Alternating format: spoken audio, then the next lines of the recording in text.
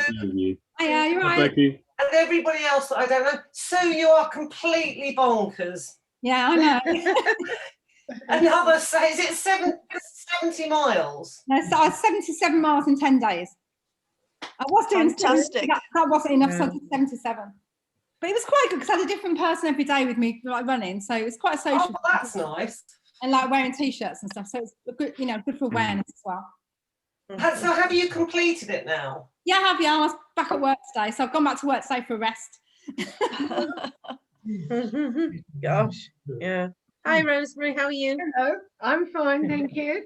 Good, good. Nice to see you. Nice to be here. Good. Hi, Prue. Hi. Hey. See Trevor hiding down there in his with his windy winter weather there. Yeah. Hi, Trevor. Hello, Sue. Hello, Rosemary. Hello. Can't do this. Sorry, everybody. We had all had a little tiny break because we just had a committee meeting. Hello, Becky. Hello, everybody that I don't know that's joining. We've got more than one screen, haven't we?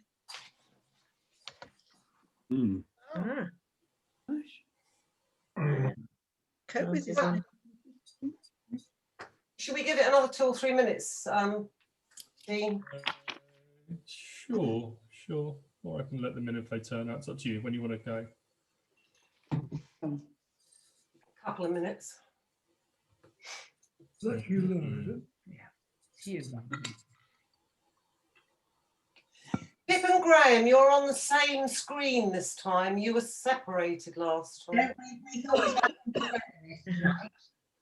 It means we haven't had an argument.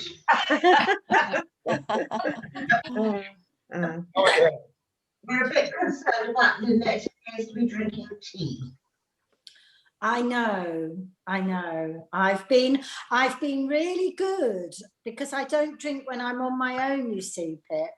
Hence why I was always round the golf club when it's open because it's the excuse to drink, but I don't tend to drink on my own, only soft drinks. I think I've had probably 3 glasses of wine since New Year's Eve. Oh my goodness. Blimey. I know. It's not about 3 vats.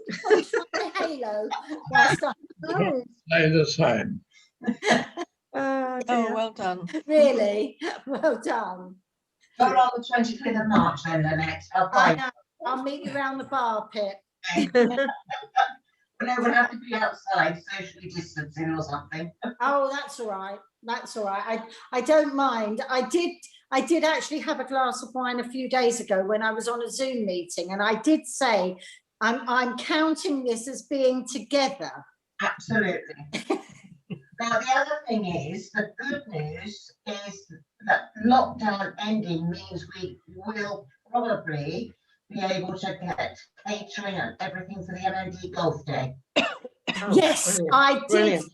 I did think that went through my mind, that at least it looks as though we should be well prepared, for that.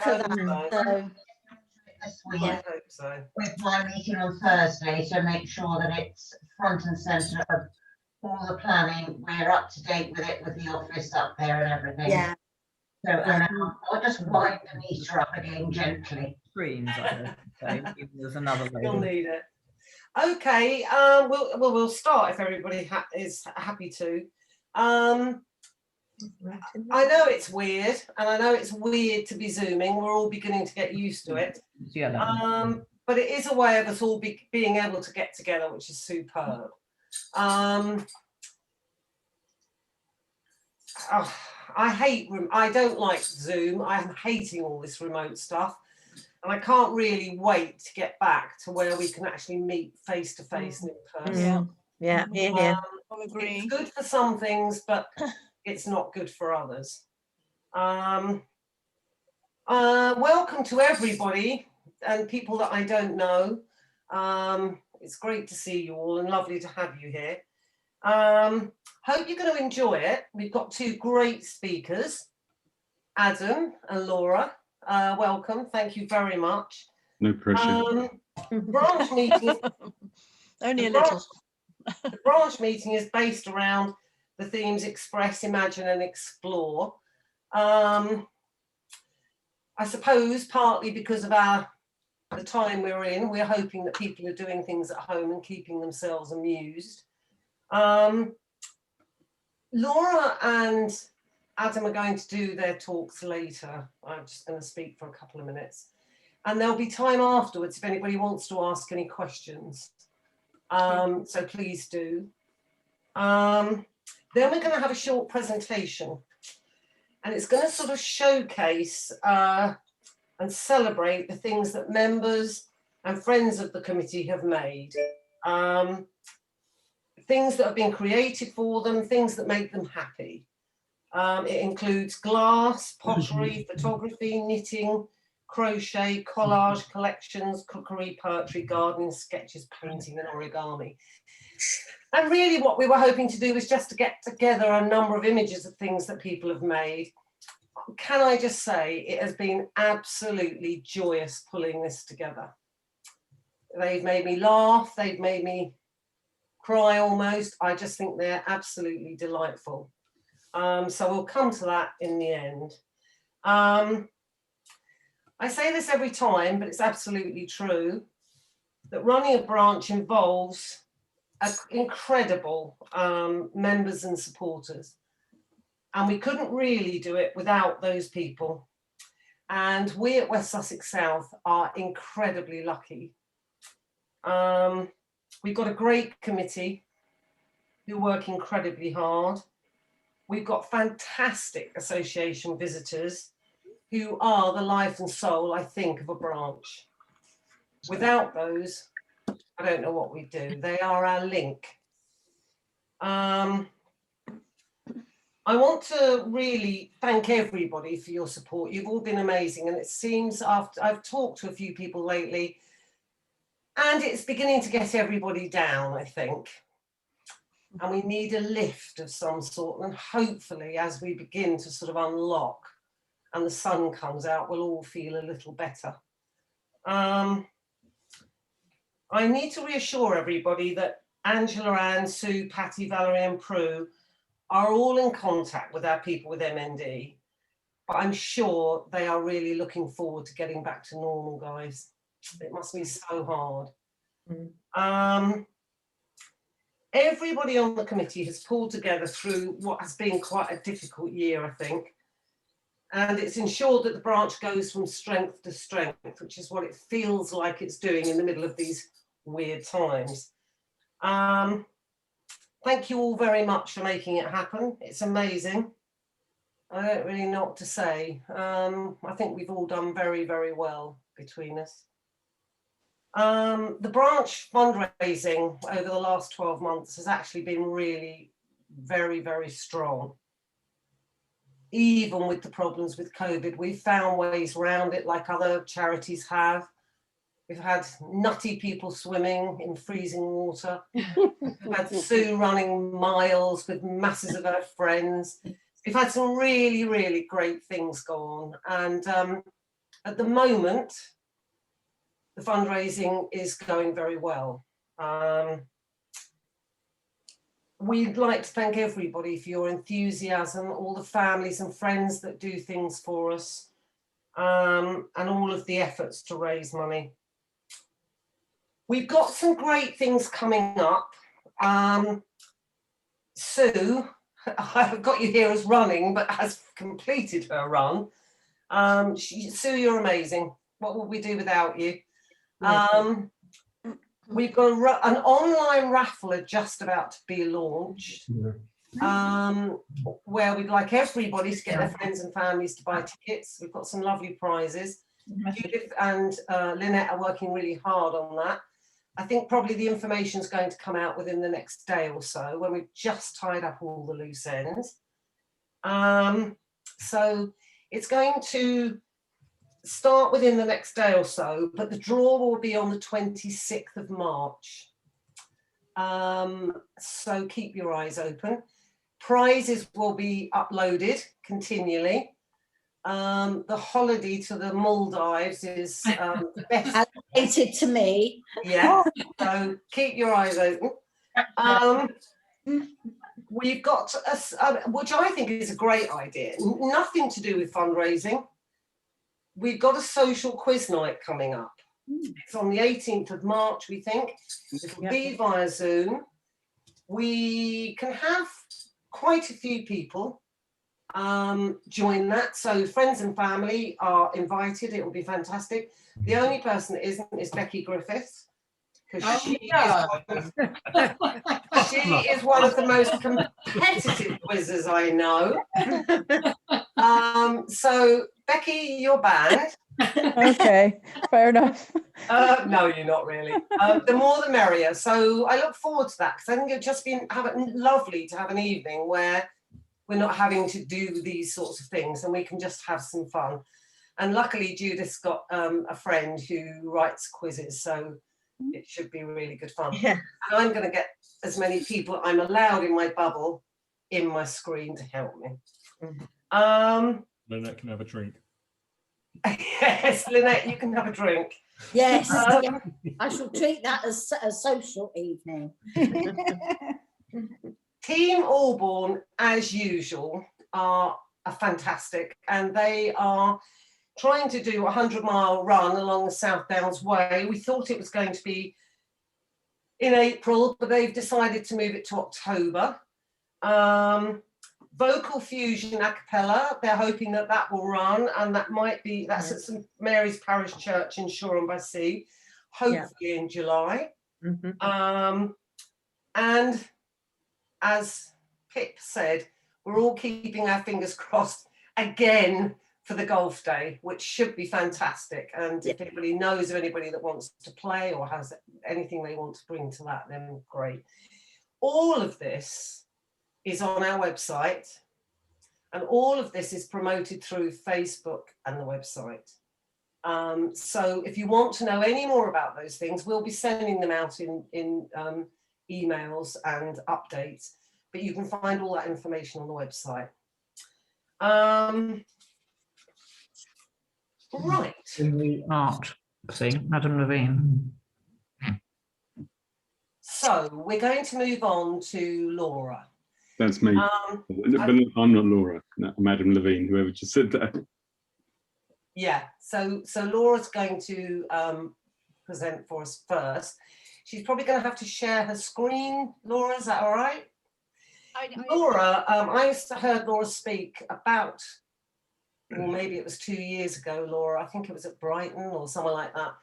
And I was absolutely knocked out. It wasn't this project, but it was a project that she was doing that was funded in a really tiny way, Laura, which completely blew me away. And it was really some of the first research I'd ever heard about in terms of people dealing with children in families of people with MND. And I was absolutely blown away. Laura is the Children and Young People Service Development Manager at MND, the association. And she's going to talk about a new project called My Memory Box. It's funded by the MND Association and the Nick Smith Foundation. And there will be times for questions after both presentations, or it might be easier to do actually the questions after yours, Laura, if you are happy to do that. And then we'll move on to Adam. So welcome, and thank you very much for coming to do this. Having me. It was actually really lovely because I don't get to come to many branch meetings, so it's quite incredible to see how many faces are on the screen and listening to what you've been up to. So thanks for a little glimpse into the insight into your branch. It sounds really, really lovely. But yeah, just quickly, I recognise a couple of faces on the screen. So some of you may have met before, some haven't. Like Maureen said, I've been with the association a couple of years now. I sort of laid low for about 1.5 years and just sort of set out what I was going to do. And then things have really, really ramped up over the last couple of years.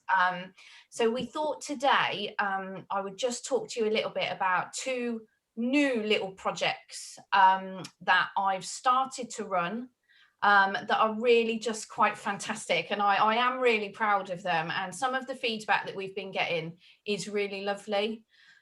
all the work that I do is geared at working with children and families, so those affected by motor neurone disease, but it does include grandchildren, and it does include very, very close, say, nieces, nephews, stepchildren, blended families, anything like that. So please take it in the loosest sense of the word when I talk about families and children, because this is open to all.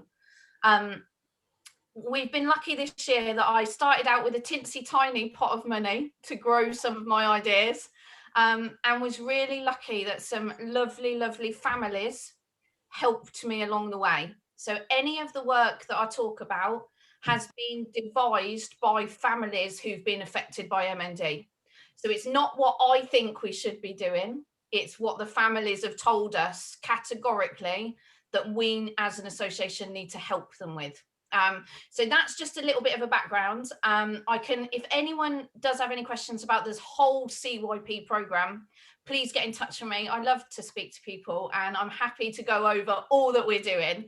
But today, like Maureen said, I just wanted to quickly run through with you two little things.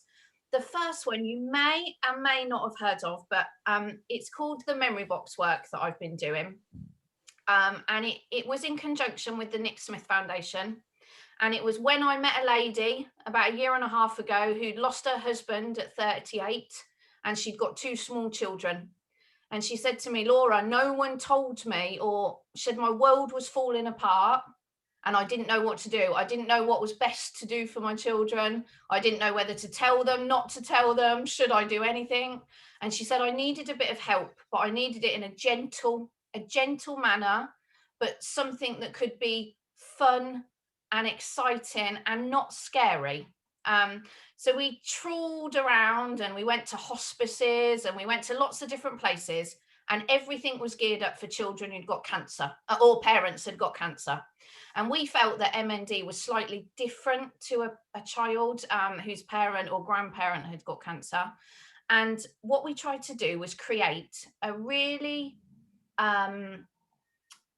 sort of therapeutic, practical, tactile thing that we could give to the families free. It's all funded. It's our little gift from them to us. And what it would do would allow conversation to start to take place between family members, but very gentle conversation, very gently, but also in a fun way. And the best way to do that is through activity, play, crafts, drawing, whatever way that might be. And the purpose of the boxes is that they become a special place to create, store, and keep special bits of information about the loved one with MND, so that if and when the child needs it, they've got it there for them, and it brings them real comfort. And there's a lot of research that's gone into it about the benefits of capturing and storing information. And the sad thing about MND is we know what the trajectory is, but that also gives us the opportunity to start to do this work whilst the people are still here. So where a lot of the memory box work starts after bereavement, actually this box is not about bereavement. It's about living with the person with MND. So I thought these boxes are they started off at 3 little pilot areas just to see, you know, what people thought of them. They're evaluated, so we get everyone's feedback on them and what they do or don't like about them. And it will be an ever-evolving project. The project is just about to expand. I've just put in my plan for next year, and it's gone to trustees. And I've said, can I do it nationally now? Can I open it up to everyone? And they have said yes. So it is going to be open to anyone. It's like I say, for any family. We've got 2 boxes, one for under 10s and one for over 10s. The only reason we've got 2 boxes is just the language and the pictures basically in either of the boxes. And that is purely just not to treat the older children like babies, you know, it's just, but the activities in them are very similar. The aim of them is very similar. One of my aims for this year coming is to assess whether I need to do another box, or I don't know whether it's going to be a box, and that's going to appeal mainly for my older teenagers, because I'm not quite sure whether they're appropriate for the older teenage group, but that's something I'm going to work on. The way that you order one, and if you find a family who would like one, is to either contact me direct. Maureen or anyone can have my email address and my telephone number, or go through Becky. Becky does know about the project as well, so she'll be able to point you in the direction. And it's very straightforward. I then get in touch with the family and I send a box through Royal Mail. It's as simple as that. It's not a long winded process. But I didn't know whether today, I know Zoom is probably not the greatest thing, but to show you a little bit about what these boxes look like, so you're just aware of what they look like. They're like a shoebox, so they come about this size. The pictures on this one link to our MND Buddies website and also our storybooks for children, so that there's a bit of a correlation between both of them. The older box just looks like that. It's just a bit more grown up, and it's a bit more appropriate for our elder young people. What they're intended to do is, when I set up this project, I never wanted it to be about the MND Association. I wanted it to be something for our families to take. So the reason these are in sleeves is the hope is that when they get to the family, they'll take these sleeves off and they could probably chuck them away because they don't mean anything to them. And then what we're left with is just a plain cardboard box. And what we encourage, and the reason we've done it like that is because some children don't want to always be faced with the idea of MND. And if we had a box that's labelled and got MND all over it, it can sometimes upset them. So the reason we did a plain box is so that they could either scribble all over it, colour it in, decorate it, make it their own, or it becomes a box it doesn't remind them constantly of MND. They can put it on their wardrobe shelf and it's not going to upset them. Do you know what I mean? So there's a separate reason we've done certain things. Each box has lots of little things in it. So they all get teddies, they get colouring pencils. There is some literature in there about the MND Association, getting in touch with your local branch and things like that. However, what there is also is little things like these little trees here are what emotion trees, where they can hang funny stories or emotions that they're feeling. We have these little things in it. I'm sure you've seen them all before. Little cutouts of people. And what we advise them to do is the person with MND, what we always found was children would say to me, Laura, I feel like the person who I love with MND is I've lost them. I've lost their voice. I've lost what they would say. So we get them to say, pick this person, and in their family, this person is Uncle Peter, say.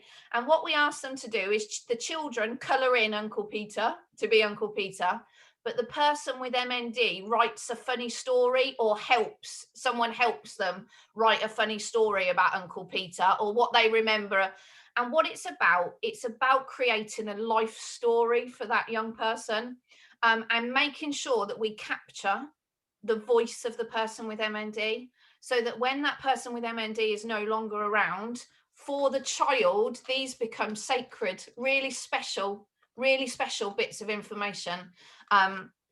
We do other things, like we put photo albums in there, we put cards in there, because there's something we encourage the families that if they are still able to write something to the children. What we don't have to be a lovey-dovey love poem or their deepest, darkest thoughts. I say to some families, go and find a shopping list if needs be. If that's what it is, just find something with their handwriting on it. Because for a child, there's something never as lovely as when that person's not there anymore as seeing someone's physical handwriting. All these sort of things that we encourage them to do. We put little worry boxes in there where they can make worry boxes. Forget-me-not seeds to grow plants together. We also have a thing in there like a memory bottle. And this is where it all started, from the memory bottle, because Rachel, the lady who helped me design the boxes, her little girl, when her dad had died, asked Mummy what Daddy's favourite ice cream was.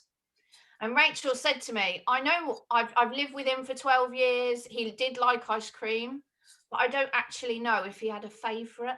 I don't know whether he had a favourite. And she said it really bothered her that she couldn't answer the question whether he had a favourite or not. So what we provide in the box is a list of really wacky questions. Things like, what's Daddy's favourite superhero? Or was he naughty at school? Or what scent is the floor cleaner that Nan uses because that smell reminds me of XYZ. And what the children do is they write them all down or get help and they put them in this bottle. And these little things become really important to families when you're not able to ask them anymore. So when that's taken away from you, you don't realise how important it is until you're not able to ask them sort of questions. So there's nothing scary in the boxes. They're completely age appropriate. They don't talk about death or dying. They don't talk about the MND diagnosis. They talk about families and about finding out about families. So we've even had families over Zoom through lockdown that have done the quizzes with each other over Zoom through different families. So one of the quizzes will be finding out questions about Nan and Pap or Grandad or Dad, and just to do it in a really fun way. Like I say, this is opening up now to everyone, so it is available to everyone. At the minute, it's all coming through me. As I can't get into an office at the moment, I'm making them from my living room. So living room has now become new hobbycraft. And I didn't know what people would think of it or what families would think of it. But you know what? The response has been really lovely. And there's only one thing in the box that's not suitable for children.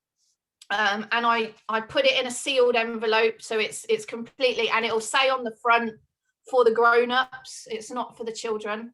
And what I never wanted to do was I never wanted the box to become a product. I wanted the box to be something for our families, something that they could use and would treasure. And when I started to make the box and the printers were designing it and whatnot, I felt that it was losing its family orientated naturalness, if that makes sense. So I wanted to bring it back a bit about why you should use a box and what's the purpose of it. So Rachel from the Nick Smith Foundation, who helped me design the boxes, she's the lady who lost her husband to MND. She wrote a letter. So each box has a letter to the family members. And to put it into perspective, I didn't know if I could just read it to you. So to give sort of a background to why.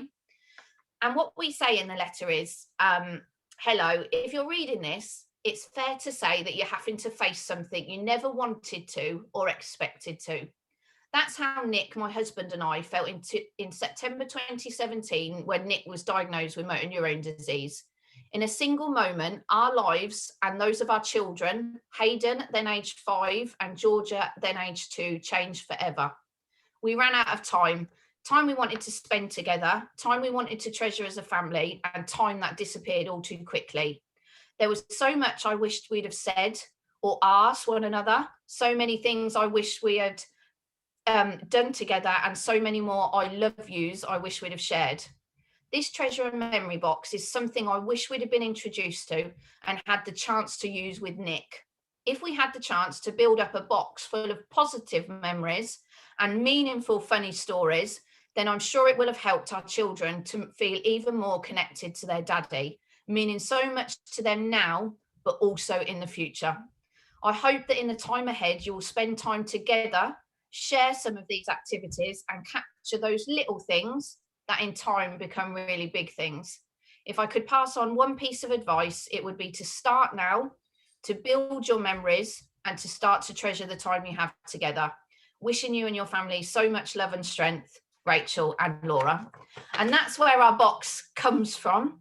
Like I said, we've had a really lovely response to it. We don't ask anything of the families. It's just my way of giving them a tool to help them start to discuss any sort of the journey that they will face together. and it is now open to all. So if you do have any families that you do think would like a box, or would like to discuss further whether they might like a box, please get in touch, because like I say, I've been funded this year, and I'd like to carry it on, and without me getting it out there, it doesn't, that I need to show that there's a need for it and an uptake. It is evaluated, so I get feedback from every family about what they think and what they don't like and what they do like. And I hope, yeah, in next year to maybe add something more for teenagers. That's my aim at the end of the year, maybe, is to look at how we could develop it for teenagers. So that's the memory projects, which is now available to all. The other thing that I've worked on and did receive some money for this year, there is a very small proportion of children and young people who really suffer, really struggle with the diagnosis, really need some extra support. And what we wanted to do was have a counselling service that was open to children and young people, because the counselling service through the National Health Service, so CAMS, Children and Adult Mental Health Services, for a referral at the minute in a good area, we're probably looking at about 18 months to 2 years to get a child to see a therapist. That's too long for us. A lot of our families don't have that sort of time. So what we've done is we've partnered with Bernardo's. So I work with Bernardo's, and we've now got a service that families, so children aged 4 to 25, because I wanted to include older children who were maybe going to university or were struggling with transition, leaving their family members, things like that, could access a therapeutic counsellor within 5 days. So I can access a counsellor within 5 days for them. We've got some money to pay for this service, and it's for 8 sessions at the beginning. So it will be over Zoom or telephone or WhatsApp, whatever format the family want. And at the end of the 8 sessions, there is a signposting session. So the therapist, if they do feel that they need more therapeutic support, they will help them try and access further support. The counsellors are generic Bernardo's counsellors, and that was a purposeful pick. I went to lots of different charities, Winston's Wish, Cruz Bereavement, all of them. And the reason we picked Bernardo's was because of their breadth, because I didn't just want it to be about bereavement. I wanted it to be about any of the issues that young people might be facing. So the counsellors are generic therapists that are young people therapists, but we have trained them in motor neurone disease. So one of the ASCs has done a number of training sessions with the therapist, so they are aware of the complexities of MND and what impact that would have on the families. Like I say, the service is available for 4-year-olds up to 25, but we recognise that a 4-year-old sitting on Zoom accessing therapy over a computer screen is probably not going to be the best form of therapy. They want play therapy, they want art therapy, talking therapy over a computer is probably not the best. What has happened over the last couple of months since it launched in November is that Bernardo's have agreed, which actually has turned out fabulous and couldn't have been better, is that they will accept the parents or grandparents in the children's places. So what's happened is a lot of parents have took up the counselling because they want to work through any anxieties they've got about their children, any fears, exploring how they talk to their children about bereavement, how they talk to children about illness. But it's also empowering the parents to still be their parent, and to still feel like they're meaningful and it's actually been really therapeutic for them to do it as well. That service is open to everyone. So that is a national service. The way you can access that service is either getting directly in contact with me again or in touch with Becky, who will forward you to me. What we do with the families, it's a very, very short referral form. It's so basic. It's just name, age, address, and a really brief description of why they want the counselling. They forward it to me, I forward it to Bernardo's, and a therapist will be in touch within 5 days to set up the sessions. We're really blessed at the minute because not many other charities have that sort of provision for children and young people. We're in a really, really privileged position, and I'm really proud that we're able to offer that service. I just need people to use it now. We've got enough money to cover anyone potentially that would want it. And that is money that's come from probably some famous fundraising that I'm sure you've all heard about over the last little while. So yeah, I've been really, really lucky, but I genuinely need people to spread the word and to use it before we lose it. Does that make sense? I don't want our families to miss out. But like I say, anything like that can be accessed directly through me. There's loads more going on, but they're really two major sort of developments that have happened this year that I wanted to share with you. And like Maureen said, I don't know whether you want to do questions now, Maureen, or after. It's entirely up to you. I think let's do them now while your talk's in everybody's minds, which would be great. Yeah. But yeah, anything that anyone's got, any comments, I'm not precious. If anyone doesn't like anything, this is an ever-evolving project that's based on the needs of families. You know, it's not about me, it's not about the MND Association, it's about the needs of people with MND. So and you're my people on the ground, really. You're the ones that meet families or are in touch with your local areas, and without your input I can't develop service. So yeah, just please, any questions, I'd be happy to take them, or comments or thoughts or opinions if anyone has any. Anybody got a question? You'll all need to come off your mute if you want to ask a question. No, I think Patty, I can see your hands up. If you take yourself off mute and ask.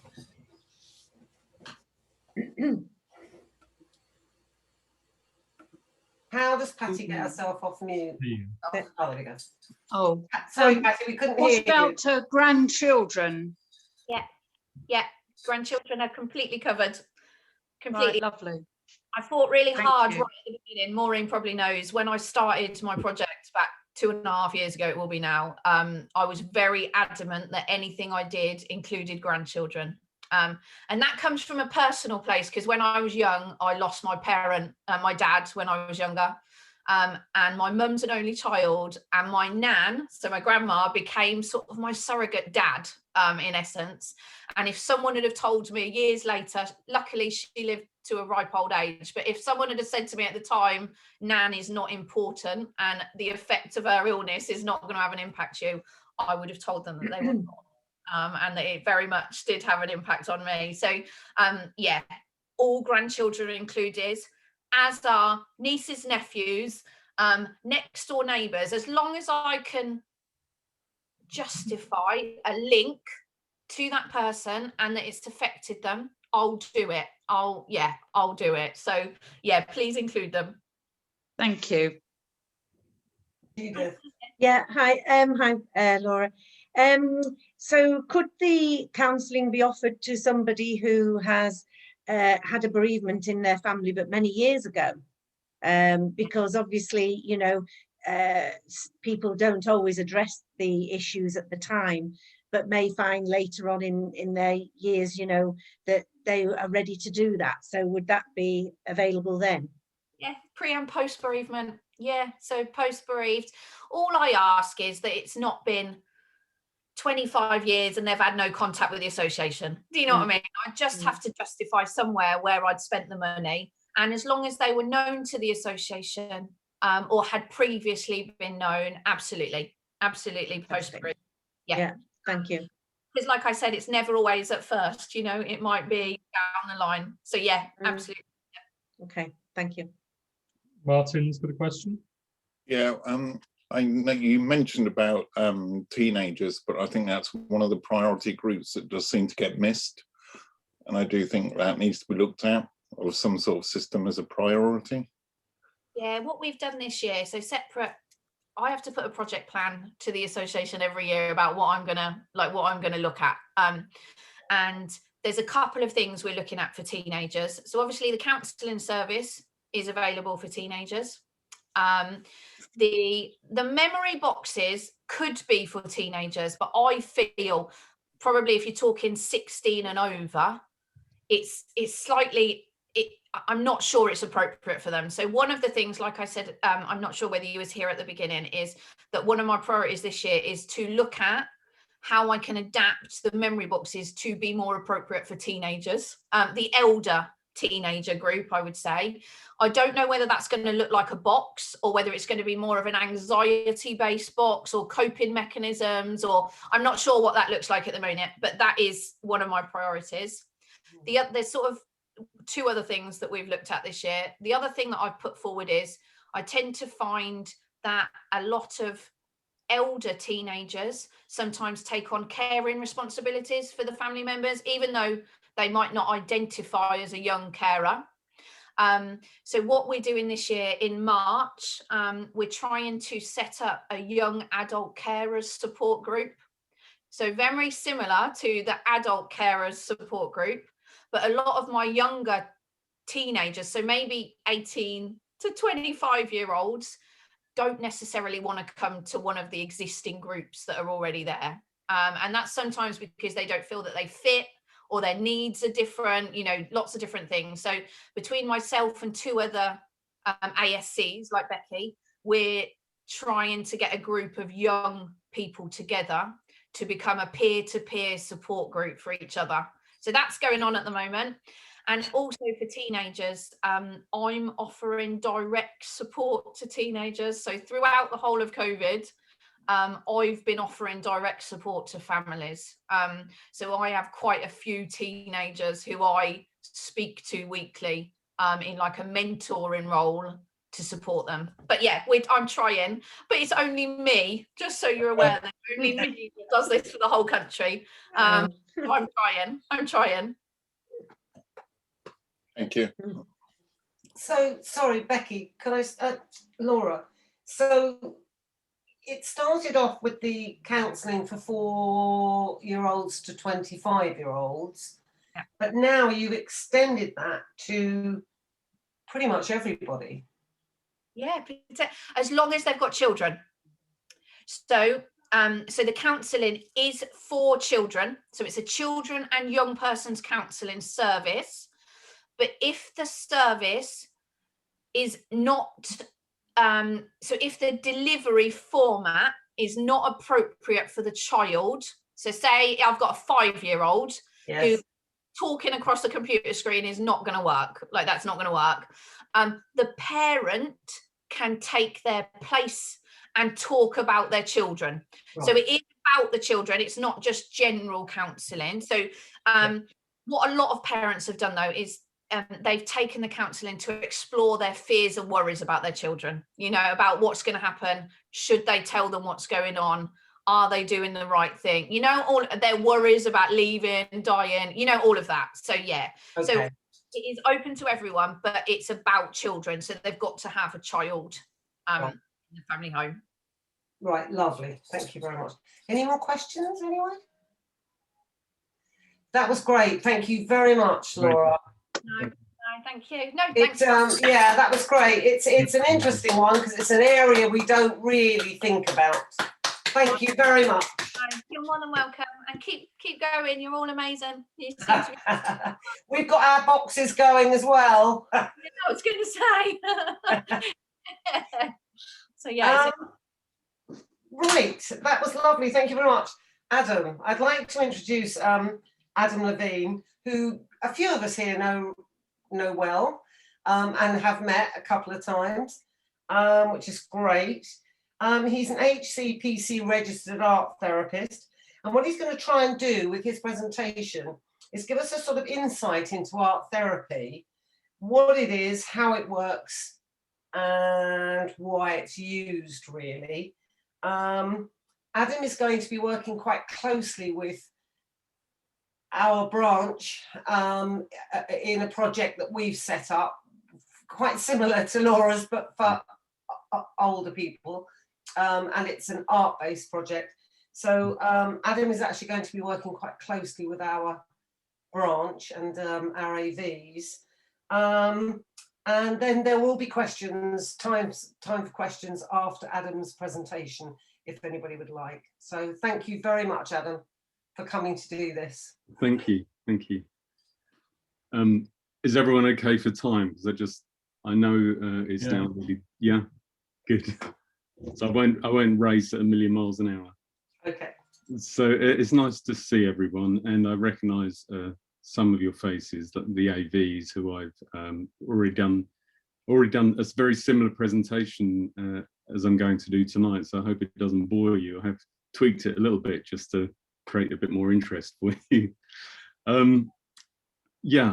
So I just briefly about myself. As Maureen said, I'm an HCPC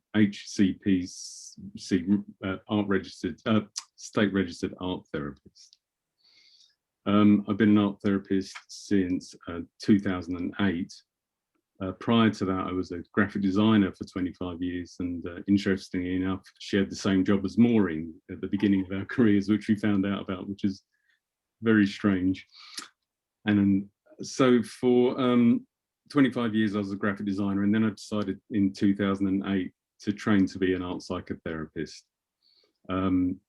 Prior to training, I worked for Marie Curie. I volunteered for Marie Curie Hospice, working with patients at the hospice, and I also worked at a school for autistic children, both of which I found fascinating. And after a 2-year master's course, I went back to work at Bart's Hospital, working in the oncology department for 5 years, working with cancer patients, running individual art therapy with them, and also groups. And the groups I found it extraordinarily effective. And so after I trained, I worked at, I went back to work at Bart's Hospital. I also work now at St. Peter and St. James Hospice, locally in Chailey. I live in Lewes now. I moved down from London. I also work for, I still work for the Marie Curie Hospice in London. However, all the work has now gone online, which is, if someone had said to me a year ago that art therapy in groups especially would be effective online, I would have said no. But actually, since running groups for both Marie Curie and St. Peter and St. James, I have to say it's been extremely effective. And in a way, it's allowed patients that couldn't actually make it to the hospice to be able to come online. So yeah, it's an incredible format. And as Maureen said, I've got the collection box here, which is the new venture for the Motor Neuron Disease Association.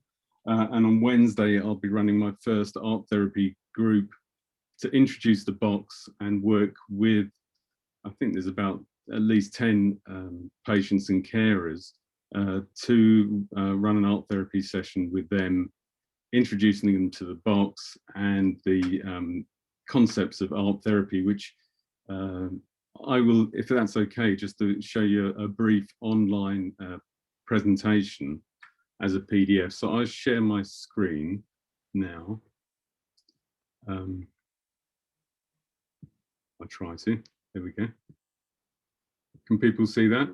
Yeah. And can people see it in full screen mode now? Yes. Brilliant. Okay. So you can just see on this title page, this image I use. All images, by the way, have been given permission by the patients. So this image on the title page, you can see, and this is the way art therapy works, I guess. And what's so fascinating is that when you look at this image, you see, well, you make your own mind up as you look at it, but things start, you feel it, you feel the embodied experience of looking at this image. You wonder what's happening. This is a patient that from St. Peter and St. James Hospice who knew she was coming very close to the end of her life. And this image very clearly shows this swan appearing to gracefully go towards the dark tunnel. And she talked about the fast feet going underneath. So she appeared very calm and serene on the surface, but actually beneath that, she was frantically trying to almost go backwards and not go through the tunnel. Anyway, so that's just the title sequence. So just briefly in this talk, I'll be talking about art therapy, who does it, what it is, how does it work, who can engage in it. I'll show you a few patients' images and hopefully time for a few questions. So art therapy, who does it? As I said, art therapists are somebody who are postgraduate trained. People can't call themselves an art therapist unless they've been trained to master's level. It's very different to being an art teacher. You have to be registered with the Healthcare Professions Council, and being registered with the HCPC means that you have to continually keep up your CPD, your continued professional development. So we're continually being assessed by audited by them to make sure that we are attending many online courses and just making sure that we are very much up with what's happening, certainly with things like neuroscience at the moment, and mindfulness and compassion and kindness. These are all very current and neuroscientifically proved additions to our work. So BAT, who are the British Association of Art Therapists, they tried to sum up art therapy by saying art therapy is a form of psychotherapy that uses art media as a primary mode of expression and communication. Within this context, art is not used as a diagnostic tool, but as a medium to address emotional issues, which may be confusing and distressing. So it's very difficult to sum up in 6 lines. So I've tried to unpack it a bit for you. So art therapy, how does it work? Firstly, the emotional processing, the sensory quality of the art materials promote experiences of embodiment. It's very much a very physical medium to use. So you're very much in the body, not in the head. And it's grounded in the present. So as you're making it, it's like a mindful experience. You're very much in the here and now. And that also the use of the materials itself can be very, very self-soothing. The screen's changing as I'm doing this. So hopefully you can see the screen I'm looking at. Yeah, everyone? Yeah, good. So art therapy, how does it work? Meaning making, so an opportunity to reflect on self-belief about capabilities. Obviously, patients are very much start to question what they're capable of, and very much of it is in the mind.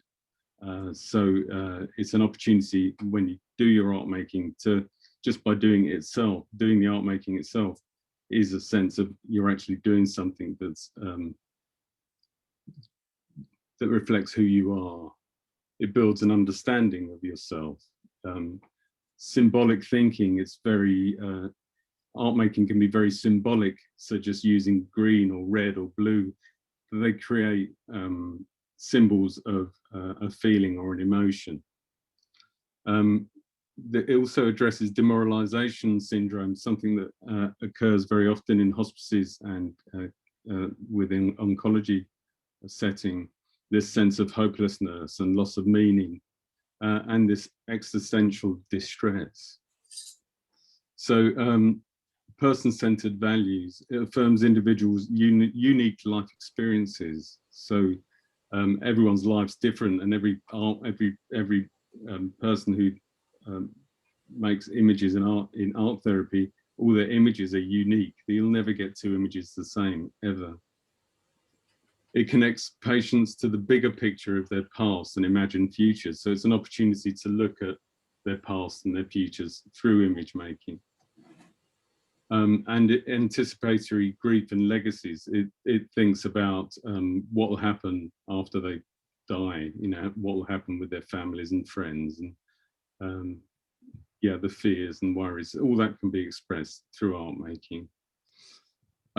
why I use art in therapy. There's an artist called Georgia O'Keeffe. I don't know if people have heard of her. There's one of her very sort of famous images. She's a kind of pioneer in American art. And I love her quote where it says, "I found I could say things with colours and shapes that I couldn't say any other way, things I had no words for." So I think that really does resonate and connect well with art therapy. So Adam, what sorry you to stop you. Your screen's not sharing anymore. It's not moving. Okay. It was. Where did stop? It's. I'm still on the emotional processing screen. is everybody else as well? Yeah. Okay. Let's have another go. So perhaps you stop sharing and then reshare it. Technology. Yeah. Can people see that? Yeah.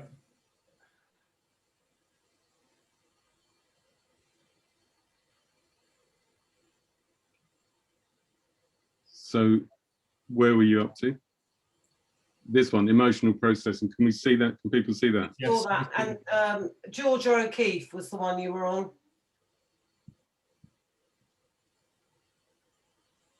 Okay. Yeah. Can people see this? Yeah. Yep. Okay. Accessing the unconscious. Is that where you want us to be? Yeah. So this is very important in art therapy, that image making draws on the creativity, imagination, intuition, and insight stored in the right side of the brain, which holds the unconscious. We made images way before we started using words. So that's a very strong thing that is unique about art therapy. Finding words, images can be more expressive than words. The shapes, marks, and symbols can express multiple layers of associations, feelings, thoughts, and ideas. And sometimes patients may find it too scary or painful or shaming to express thoughts and feelings verbally.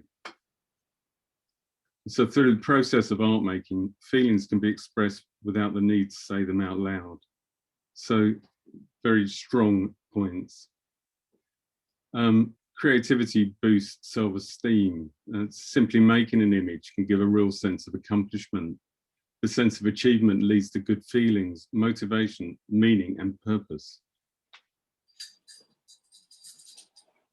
So art therapy in groups, this is something that is very, very powerful that I've experienced certainly online.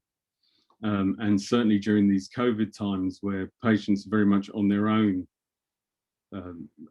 pretty much most of the day, and they're not coming to the hospice anymore, so they're isolated. So when we run a group, it allows patients to meet one another and to engage with each other in an easily accessible way, providing you can get on Zoom okay. And it's an opportunity to share with others who may have similar or contrasting stories to share. Often people are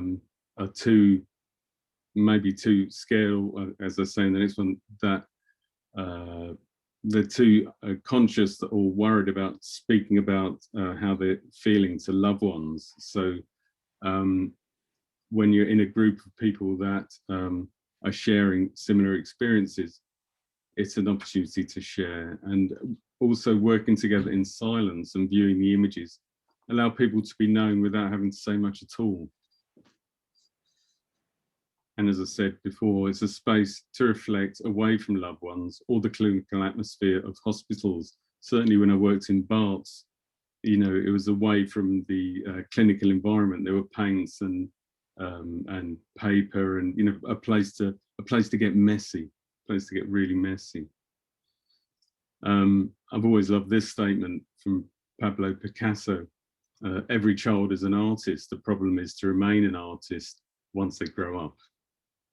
And I think often when patients and carers come to art therapy, the first thing when you say, would you be interested in art therapy? They'll say, oh no, I can't paint. I haven't drawn for years. I've got absolutely no idea. That isn't what's important in art therapy. It really doesn't matter. And in fact, you know, I encourage people to play and have some fun. So do you have to be good at art? No, you really don't have to be good at art to use art therapy. Being artistic doesn't make a therapeutic process any more or less effective. And very often it's the ones that, the people that come in that have this concept of themselves being or having been a good artist will feel more intimidated than those that are just giving it a try. The other thing that's really important is that you're not going to be judged. There's no direction, there's no critical judgment. Participants can feel free and to be spontaneous and to play with the art materials. They don't have to have an idea about what to draw. The self-soothing sensory experience of using the art materials, working with shapes, textures and colours, that can be enough. Or they may find something they really want to draw or paint, but it really doesn't matter. The unconscious will always come through in the images, and as they share it, there's often this sense of amazement of what they didn't know that they were seeing, but they suddenly do. If patients or participants aren't able to use the art materials, they can use with images sourced from the internet, ready-made materials like postcards, pictures from magazines, objects, stones, shells, or words cut out from newspapers. It's just about getting those feelings down on paper. So a few examples of images that were made at St Peter and St James Hospice. This was made by a woman who knew she was going to die imminently, and she was really looking forward to the birth of her grandchild. So this is an image of her looking down at the grandchild growing up, and this just reflecting on what that would feel like. And you can see the look on her face, this sense of pride, and the child just with the eyes gently lowered. And she is a very, very powerful image for her to make and to leave behind. And actually this was handed to her children, to all her images were, because that's a choice when I work with patients. What do they want to do with the images afterwards? So in this case, they were handed, and very sensitively handed over to her children, and I went through the images with them. This is another image, a collage made where it was, the patient called it endangered species. So she made this with collage of all the animals that were facing extinction. And very much, again, a very strong, powerful metaphor to what was happening to her. This is an example of just that beautiful sensory quality of art making, to use pastels to make a pattern. So she was simply replicating the chalk pastel box. And this was a man who, a male patient who was facing near the end of his life. And this is a case where the unconscious comes through the image, even if they weren't intending to make it, but it was this sense of hopelessness and helplessness as he was coming to the end of his life. And that's so powerful in the space around the image and the content of the image. This is a very recent image that was made on screen on a recent online group member, by an online group member for St Peter and St James. And I'll just read it out, because this is what he wrote about it in a recent newsletter, which I've got in my hand here. And he says, the effort of each day is progressively becoming harder. Each morning I start to climb around the thorn tree, picking my way upwards, slowly overcoming obstacles of sitting up in bed, getting my breath back, taking the usual tablets and puffers. Then on to the next effort, dressing, having to get my breath back over and over between pulling on each garment so that the day goes, the slow climb up the tree, past the next obstacle, past each thorn, the slow drain of energy with the effort until bedtime, waking up the next day at the bottom of the tree, and so it starts again. Then on Tuesday, the happy cloud appears. With its beaming smile, it's time to go online and get together with my friends in the art therapy group, somewhere to have a chat, a bit of a banter, do some drawing, a couple of hours to forget the daily challenges and relax in the haven of our weekly group meeting. And I thought that was just a really, really powerful, the words of the patient are always actually more powerful than the art therapist, because one thing me saying the benefits of art therapy, but I really think that encapsulates what an art therapy group can do. And just briefly ending with a few more, and this was a patient who had limited art making skills, so she brought in all birthday cards that was sent to her and made a collage, and it says splendid you, radiant you. And so as this feeling of self-worth and just really an opportunity to get a sense of that, what people think and feel about her. This was a woman who she was waiting for a lung transplant, and she recognized and was able to process during the session that actually she's wasting the precious life she has left waiting for the phone to ring to find out whether she would get a lung transplant. And so she was working with this image about trying to live in the moment and actually just enjoy every moment she's alive now, and not spending her whole time worrying about, am I going to get this lung transplant? So again, a very powerful image. And just ending with this one, where obviously it's anticipating the future, knowing a patient, knowing what's coming, and wondering what's going to happen behind the gate. So that's the end of my talk, and hopefully wasn't talking for too long. Oh, thank you very much, Adam. That's great. Thank you.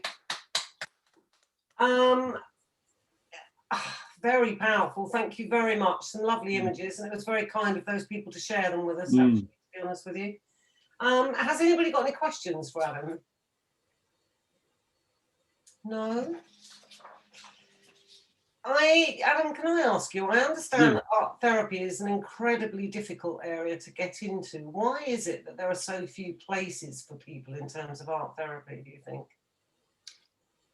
What, for patients to No, in actual fact, to train. Oh, to train.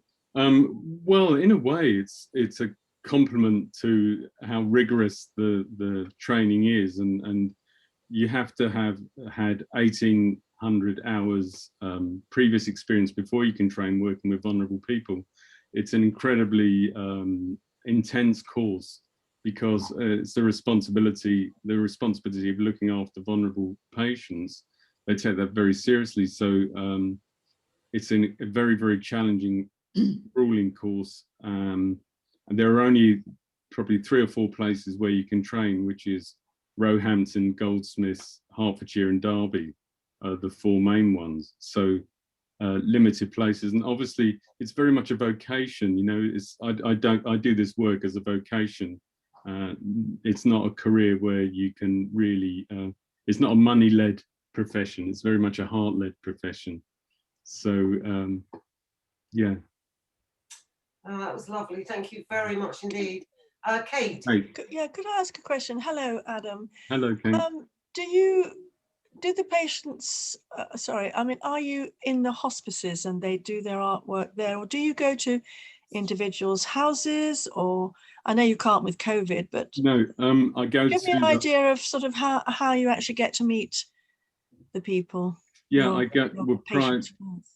Thank you, Kate. Yeah, prior to COVID, I was going into Marie Curie Hospice in Hampstead. I was going into St Peter and St James Hospice in Chailey. I used to go into Barts in London. I remember you saying that. Yeah, now I don't, and all the work is done online. I also have a private practice, and I have a studio in my garden where I see individual patients that come to the studio. I don't run groups in there, but I see individual patients. Oh, that's nice. Yeah. Yeah, so I can have one-to-one sessions as well. Yes, I wondered about that. Thank you very much. Yeah, thank you, Kate. Any other questions?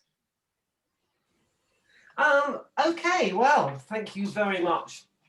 both Laura and Adam. Lots to think about there, really, and covers a whole range of age groups, really. If nobody's got any more questions, we're going to move on to the Thumbs Up Club, and then after the Thumbs Up Club, we've got something that's actually hopefully really lovely to look at. So I'll ask Alistair to do the Thumbs Up Club, and for those who don't know that what this is, Alistair will just give you a quick rundown on what it is. Yeah, that sounds like a good idea, Maureen. The Thumbs Up Club is a draw that we hold every month. People can subscribe to that. They can take one number or multiple numbers, and you subscribe for a year. We've just started another year. People subscribe £12 a year for 1 month, and half the money goes directly to the branch. The other half goes in prizes throughout the year. There are prizes every month, a first and a second prize, and at Christmas there are 4 prizes in the Christmas meeting. So without any more, I'll just ask my wife to help me draw the 2 numbers for tonight. So got it well rumbled up. First one is 59. Just write that down before we lose it. And the second prize, Valerie? It's 12. Thank you very much. So 59 and 12. I will be notifying the owners of these numbers tomorrow, and their prizes will be in their bank accounts next week. Lovely, thank you very much. Okay, so now we've got a gallery of images. They're all anonymous. I felt that was probably the best way to do it. Basically, it's images sent by the committee or friends of those people in the committee. And as I say, I think these are beautiful images. So I'm just going to let it roll, really. So Dean, can you let the gallery go?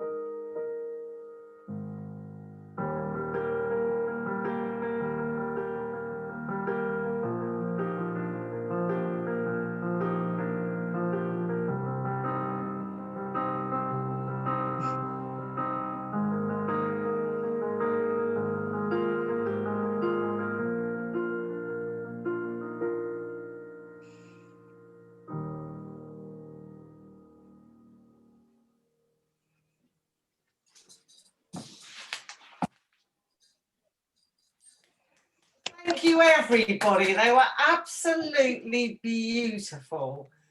I can't, that's just from our committee. Can you imagine if we put a call out to all those people that are members of our branch?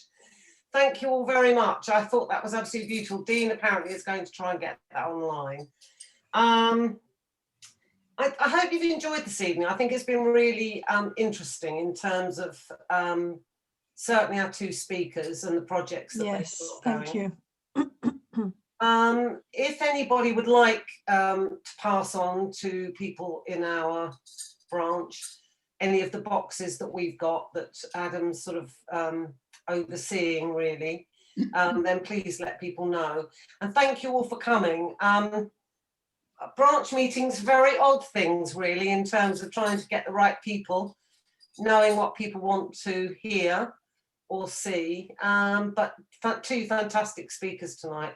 So thank you all very much. Now you can all Thank you, go off and Maureen. have a drink. Thank you. Thank you. And can you all start knitting and making and collaging, please? Because we've seen some lovely images. And anybody who has any young children that want to get in touch with Laura, please let me know. And Becky and I can pass on her email information. So enjoy the rest of your evening. Thank you all very much indeed. Thank you very Thank much. you, Maureen. Bye, Thank you. everyone. Thank you, Dean. Thank you, Nikki, everybody. Bye. Bye-bye.